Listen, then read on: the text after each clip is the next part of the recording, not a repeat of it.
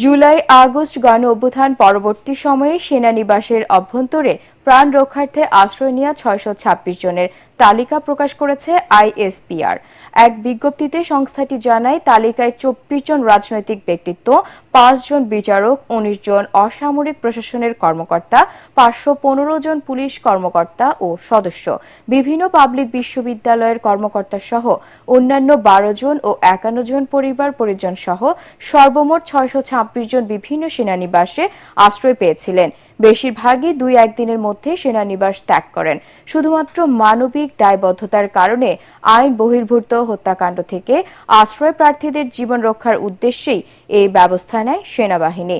এর মধ্যে ৫ জনকে তাদের বিরুদ্ধে মামলার ভিত্তিতে যথাযথ আইনি প্রক্রিয়ায় আইন শৃঙ্খলা রক্ষাকারী বাহিনীর কাছে হস্তান্তর করা হয় বলেও জানায় আইএসপিআর। এ নিয়ে যে কোনো ধরনের বিভ্রান্তিমূলক অপপ্রচার থেকে সতর্ক থাকারও আহ্বান জানায় সংস্থাটি।